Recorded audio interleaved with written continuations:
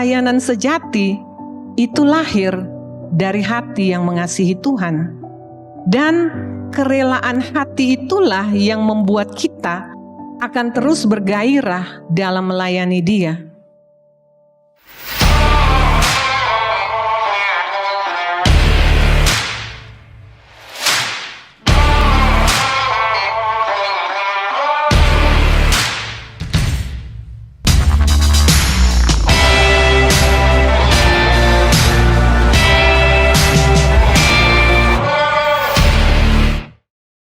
Kita berjumpa lagi dalam minggu yang baru ini.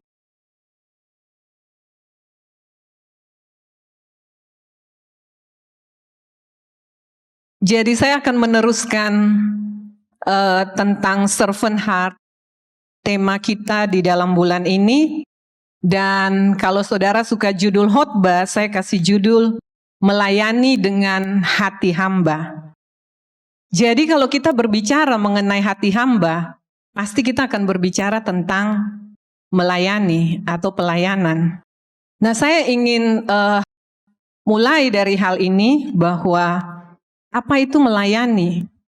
Melayani adalah tindakan kasih. Jika kita mengasihi, kita akan melayani. Kita akan memberi dengan sukarela. Apa yang ada pada kita, bukan apa yang tidak ada pada kita ya saudara. Jadi orang yang mengasihi, dia pasti akan dengan senang hati melayani. Karena ada satu quote dikatakan bahwa you can give without loving, but you can love without giving. Jadi kita tidak dapat memberi, kita dapat memberi tanpa mengasihi, tapi kita tidak dapat mengasihi tanpa memberi, ya. Jadi melayani adalah bentuk dari memberi dengan tujuan. Tujuan apa, saudara? Tujuan untuk memenuhi kebutuhan orang lain. Yang kita lihat apa yang orang lain butuhkan, kita belajar dengan melayani untuk memenuhi hal itu.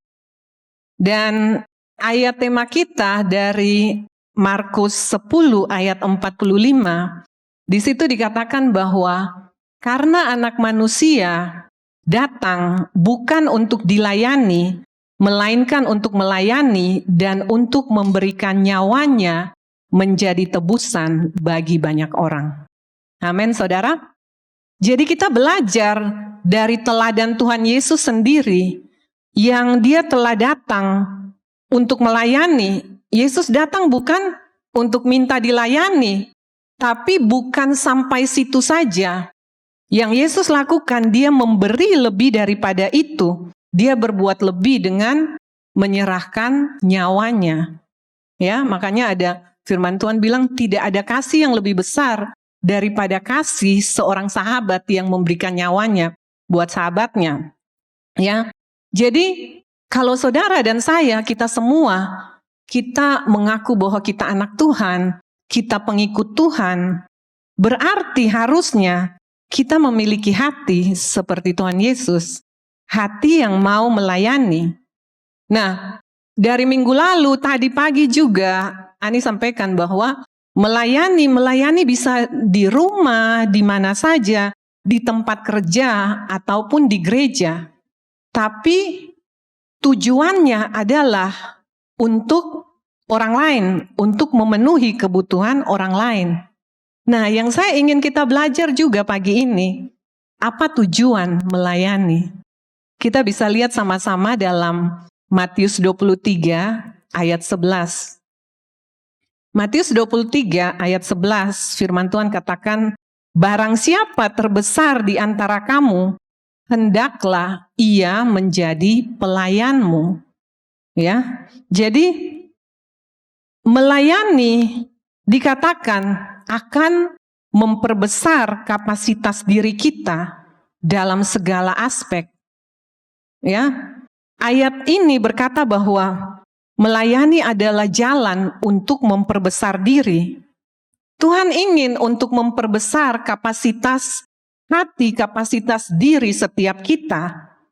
Nah, saya jelaskan kenapa begitu.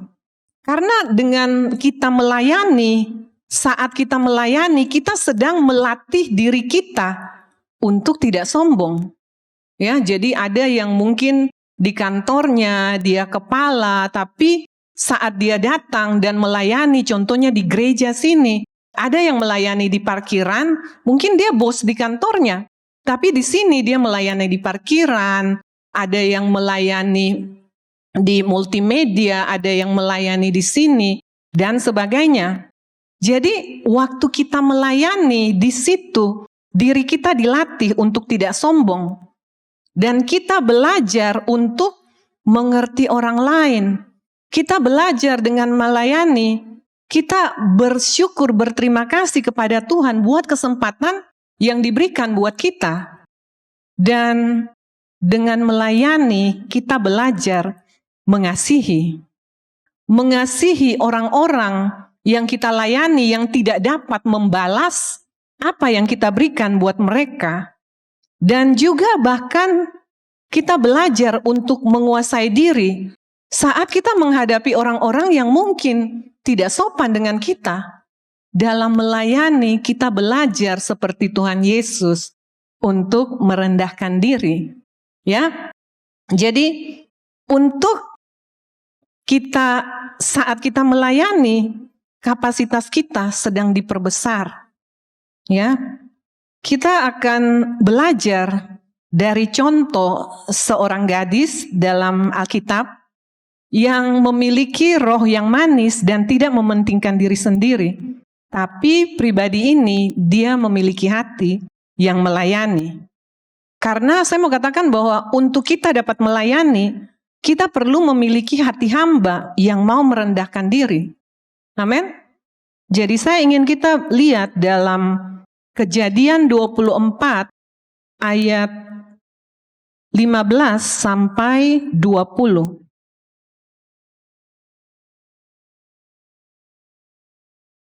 Kejadian 24 ayat 15 sampai 20. Firman Tuhan katakan, sebelum ia selesai berkata, ini ceritanya hamba Abraham, Eliezer ditugaskan oleh Abraham untuk mencari jodoh buat anaknya Ishak. Ya, jadi sebelum ia selesai berkata, maka datanglah Ribka yang lahir bagi Betuel, anak laki-laki Milka, istri Nahor, saudara Abraham. Buyungnya dibawanya di atas bahunya. Anak gadis itu sangat cantik parasnya, seorang perawan belum pernah bersetubuh dengan laki-laki. Ia turun ke mata air itu dan mengisi buyungnya lalu kembali naik. Kemudian berlarilah hamba itu mendapatkannya serta berkata, tolong beri aku minum sedikit dari buyungmu itu. Jawabnya, minumlah Tuan. Maka segera diturunkan buyungnya itu ke tangannya, serta diberinya dia minum. Setelah ia selesai memberi hamba itu minum, berkatalah ia, baiklah untuk unta-untamu juga kutimba air, sampai semuanya puas minum. Saya akan jelaskan pelan-pelan saudara. Jadi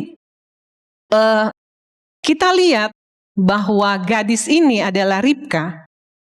Ribka lahir, kalau kita baca sejarahnya, Ribka lahir dalam keluarga yang berkecukupan. Tapi dia bukanlah pribadi yang egois atau mementingkan diri sendiri. Tapi dia memiliki hati hamba dan dia suka melayani orang lain. Ya. Jadi mari kita belajar kualitas apa saja yang dimiliki oleh seorang yang berhati hamba. Yang pertama, kualitas orang yang memiliki hati hamba yang pertama adalah hati yang rela. Ya, kita lihat Kejadian 24 yang 18-19 tadi, jawabnya minumlah Tuan, maka segera diturunkan buyungnya itu ke tangannya, diberinya dia minum.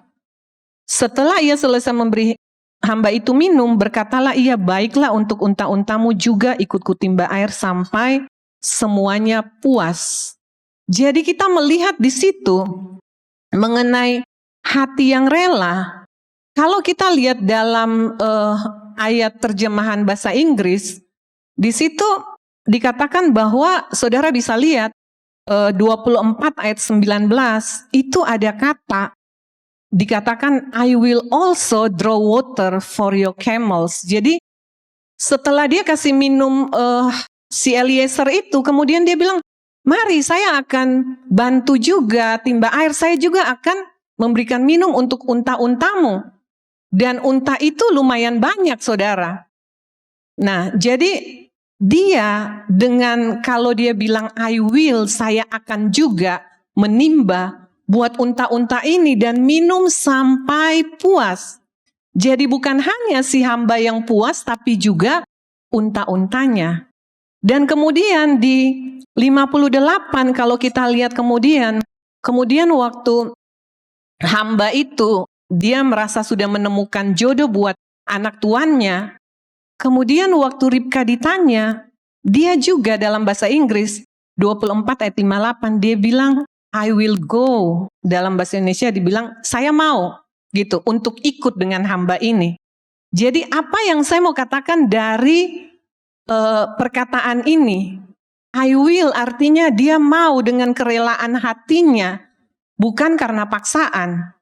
Nah, saya belajar bahwa pelayanan sejati itu lahir dari hati yang mengasihi Tuhan. Dan kerelaan hati itulah yang membuat kita akan terus bergairah dalam melayani Dia. Amin, saudara. Kalau kita sudah suam-suam kuku, kita tidak bergairah, pasti kita akan melakukan segala sesuatu setengah-setengah, tidak dengan kerelaan hati. Nah, kerelaan hati adalah fondasi untuk dapat bertanggung jawab di dalam melayani. Ya, jadi itu yang perlu kita ingat. Waktu kita dengan rela hati datang untuk melayani, artinya kita memproklamirkan bahwa saya mau untuk melayani. Ini saya dengan hati saya mau berikan buat Tuhan. Ya, kita lihat satu ayat 1 Petrus 5 ayat 2. Ini dikatakan bahwa gembalakanlah kawanan domba Allah yang ada padamu, jangan dengan paksa, tetapi dengan sukarela, sesuai dengan kehendak Allah, dan jangan karena mau mencari keuntungan, tetapi dengan pengabdian diri. Jadi di sini Rasul Petrus pun menuliskan untuk kita semua, dikatakan gembalakan kawanan domba Allah yang ada padamu, jangan dengan paksa, tapi dengan sukarela. Jadi kita saat mau melayani, saat mau melakukan pelayanan, harus dengan hati yang rela, dengan kerelaan hati, bukan dengan paksaan. Karena kalau kita melakukan dengan paksaan, gak ada gunanya, saudara. Amin. Nah, itu hal yang pertama. Jadi kerelaan hati. Hal yang kedua, melakukan dengan excellent. Kejadian 24 ayat 19b, tadi dikatakan bahwa baiklah untuk unta-untamu juga, kutimba air sampai semuanya puas. Ada kata sampai, saudara. Jadi berarti dia melakukan dengan baik. Ya, kalau kita belajar, dikatakan melakukan dengan excellent. Apa itu excellent? Kamu katakan excellent adalah unggul, baik sekali, bermutu atau istimewa. Jadi Ribka bukan sekedar mengerjakan tugasnya. Tugas yang dengan rela hati dia menawarkan dirinya. Ribka bukan sekedar melakukan tugasnya, tapi dia mengerjakan dengan excellent. Dan dia mengerjakan sampai tuntas, saudara, sampai semua unta-untamu puas minum.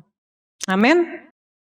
Jadi, saya mau katakan bahwa waktu kita melakukan melayani Tuhan, melakukan pelayanan, mari kita lakukan dengan excellent, dengan tuntas. Jangan kita melakukan setengah-setengah, tergantung mood kita. Waktu kita merasa senang, kita melakukan dengan baik. Dan waktu kita merasa lagi suam-suam kuku, kita sesuka kita saja, yang penting kita lakukan. Ya, saudara? Jadi, saya mau kasih salah satu firman Tuhan juga dalam Filipi 1 ayat 6. Di situ dikatakan, akan hal ini aku yakin sepenuhnya, yaitu Ia yang memulai pekerjaan baik di antara kamu akan meneruskan sampai pada akhirnya, sampai pada hari Yesus Kristus.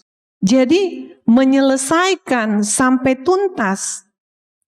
Kita melihat teladan, kita belajar bahwa Tuhan Yesus melakukan kehendak Bapa dan Dia menyelesaikannya. Dia tidak datang sampai di dunia ini, kemudian waktu Dia melihat jalan ke salib itu sulit dan Dia bilang, aku berhenti saja di sini. Tapi walaupun kita tahu di Taman Getsemani Dia berdoa sampai peluh-peluhnya itu keluar tetes-tetes darah, Dia bergumul begitu rupa, tapi Dia menyelesaikannya sampai tuntas. Makanya waktu di kayu salib, Dia dapat berkata, it is finished, sudah selesai. Ya, jadi kalau Tuhan melakukan sesuatu, maka Dia selalu melakukan melampaui apa yang bisa kita pikirkan, apa yang kita bisa doakan. Ya, jadi saya mau katakan waktu kita, anak-anaknya, waktu kita melakukan juga, kita harus melakukan dengan baik, seperti teladan Tuhan Yesus dan sampai tuntas. Bukan setengah-setengah. Amin. Itu hal yang kedua. Hal yang ketiga, apa kualitas dari seorang yang berhati hamba? Yang ketiga adalah cepat tanggap atau berinisiatif. Ya, kita lihat Kejadian 24 tadi lagi, kita kembali ke ayat 18 dan 20. Ayat 18, nanti saudara bisa lihat ya penekanannya. Ayat 18, jawabnya, minumlah Tuhan, maka segeralah diturunkan buyung itu ke tangannya, serta diberi dia minum. Saudara, bisa saudara lihat penekanan pada kata segeralah. Kemudian di 20, kemudian segeralah dituangnya air di buyungnya ke dalam palungan, lalu berlarilah ia sekali lagi ke sumur untuk menimba air, dan ditimbanyalah untuk semua unta orang itu. Jadi saudara bisa lihat di ayat 18 dan 20, ada kata segera, segeralah, segeralah. Ayat 20 ada berlarilah, dan kemudian dia menimba buat semua unta itu. Ya, jadi saya mau katakan bahwa orang yang memiliki hati hamba, itu dia cepat tanggap, dan dia berinisiatif, cepat tanggap atau berinisiatif, ya. Nah, inisiatif atau cepat tanggap sangat penting di dalam pelayanan.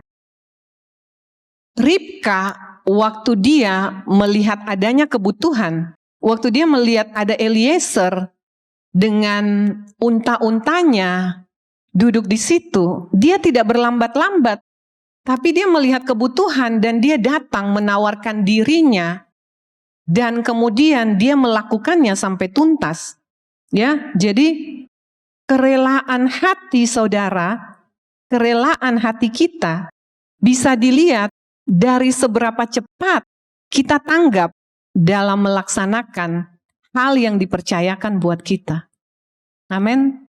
Hal apa saja yang Tuhan percayakan buat kita? Apakah waktu kita melihat kebutuhan-kebutuhan yang ada, kita cepat tanggap, kita cepat berinisiatif dalam melakukannya? Itu dapat mengukur seberapa kerelaan hati saudara. Ya, Ribka memiliki kerelaan hati dalam melayani sehingga ia cepat tanggap dalam melihat kebutuhan yang ada. Dia tidak berlambat-lambat waktu dia melihat ada orang yang butuh minum. Dia cepat datang untuk melakukannya. Walaupun saudara itu tidak mudah. Kalau kita bahas, saya pernah bahas dulu tentang berapa banyak onta yang dia harus kasih minum. Dan zaman itu sumurnya orang Israel itu dia harus turun seperti ada tangga ke bawah. Kemudian dia timba lagi airnya, naik dia taruh di buyungnya. Kemudian dia turun lagi. Berapa banyak kali dia harus turun untuk menimba air untuk si orang yang tidak dia kenal, untuk minum sampai puas. dan onta-ontanya juga. Amin, saudara. Tidak mudah, tapi karena dengan rela hati dia melakukannya dan Tuhan memberkati Ribka. Ya. Jadi melayani memang tidak mudah. Kita pasti harus berkorban sesuatu, saudara. Entah waktu kita, tenaga kita, uang kita. Dan karena itu tidak mudah, tapi disitulah saudara sedang mendemonstrasikan kasih saudara pada Tuhan dan pada sesama. Amin? Saudara bisa ngerti? Ya, jadi melayani dengan inisiatif, cepat tanggap saat ada kebutuhan. Hal yang keempat, orang yang punya kualitas hati hamba, dia memiliki hati yang penuh hormat. Tadi di Kejadian 24 ayat 18, Ribka katakan buat Eliezer yang tidak dia kenal. Mungkin kalau orang lain lihat, orang siapa itu, orang tua siapa yang lagi duduk di situ. Tapi dengan sopan dia katakan, minumlah Tuan. Apa yang Ribka lakukan?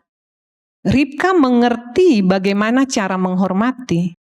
Dan dia menunjukkan hormatnya pada Eliezer, si hamba Abraham, tanpa dia tahu apa yang akan dia dapat. Tapi karena hatinya yang mau melayani, dia mau melakukan buat orang lain. Karena dia melihat kebutuhan, walaupun dia belum tahu, dia nggak tahu apa yang akan dia terima. Nah, jika kita, saudara dan saya, jika kita belajar untuk menghormati, maka kita pun akan menerima penghormatan. Dan juga bahkan bukan hanya penghormatan, tapi juga berkat-berkat yang Tuhan sudah siapkan buat setiap kita. Amin. Kita mau belajar untuk menghormati pemimpin kita, menghormati orang tua kita, menghormati saudara. Ya. Ya.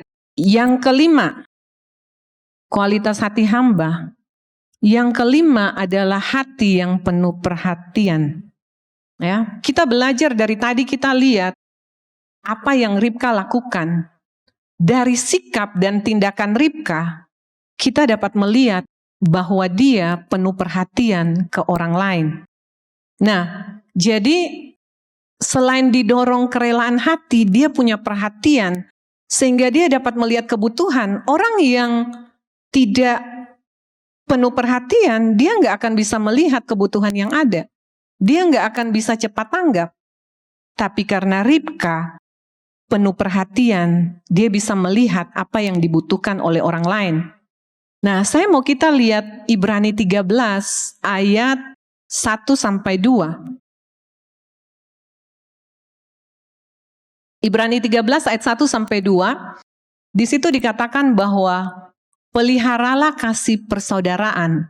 Jangan kamu lupa memberi tumpangan kepada orang, sebab dengan berbuat demikian, beberapa orang dengan tidak diketahuinya telah menjamu malaikat-malaikat. Nah, saya mau perjelas ini dalam salah satu terjemahan bahasa Inggris, God's Word, dikatakan, continue to love each other. Don't forget to show hospitality to believers you don't know. By doing this, some believers have shown hospitality to angels without being aware of it. Jadi dikatakan begini, teruskanlah untuk saling mengasihi. Jangan lupa untuk menunjukkan keramahan untuk orang-orang lain yang kamu nggak kenal, orang asing, stranger mungkin. Dengan melakukan hal ini, beberapa orang telah menunjukkan keramahannya kepada malaikat tanpa dia sadari. Jadi ada orang, kalau bahasa Indonesia bilang, tanpa diketahui ternyata orang-orang itu menjamu malaikat, saudara. Nah, saya mau kita belajar bahwa firman Tuhan katakan pelihara kasih persaudaraan. Dikatakan bahwa mari teruslah saling mengasihi. Artinya apa? Mari kita saling melayani. Kita melihat, kita cepat tanggap, melihat apa yang dibutuhkan orang lain. Mari kita mendahulukan, mari kita melayani. Nah, jadi firman Tuhan mengajarkan kita seperti itu. Dan kita belajar dari kisah Ribka. Ribka menemukan destininya, menemukan takdir ilahinya. Karena dia tidak egois. Karena di dunia yang egois ini, Ribka memperhatikan dan mau melayani orang lain yang dia nggak kenal. Di situ dia menemukan destininya, saudara. Saya percaya waktu saudara belajar untuk melayani dengan hati hamba, saudara semua sementara membuka pintu untuk menuju masa depan saudara, menuju destiny saudara yang Tuhan sudah siapkan.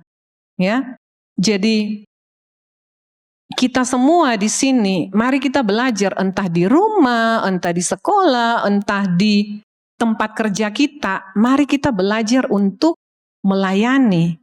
Kalau saudara yang mau melayani di gereja, saudara bisa lihat ada pelayanan-pelayanan yang membutuhkan, seperti misalnya sekolah minggu, di parkiran, entah di multimedia, di praise and worship. Mari kita belajar untuk memacu diri kita, untuk kita melatih diri kita, untuk kita dapat melayani. Karena firman Tuhan juga katakan apa? Dengan kita melayani, firman Tuhan katakan besi menajamkan besi, orang menajamkan sesama. Di dalam saudara melayani Tuhan yang di awal tadi saya sudah katakan, kapasitas saudara diperbesar, hati saudara diperbesar, saudara dilatih. Amin. Untuk Tuhan sedang siapkan saudara untuk ke masa depan saudara. Amin. Jadi kita bisa lihat bahwa saya mau simpulkan saja bahwa orang yang memiliki hati hamba adalah orang yang memiliki kerelaan hati, kemudian orang yang melakukan segala sesuatu dengan excellent dan sampai tuntas, orang yang cepat tanggap atau berinisiatif, orang yang menghormati dan penuh perhatian. Saya berdoa supaya kualitas-kualitas ini menjadi bagian di dalam kehidupan kita semua yang mendengarkan saat ini, dan Tuhan yang akan memampukan, akan mengerjakan segala yang telah Dia percayakan dalam kehidupan saudara. Amin. Tuhan Yesus berkati.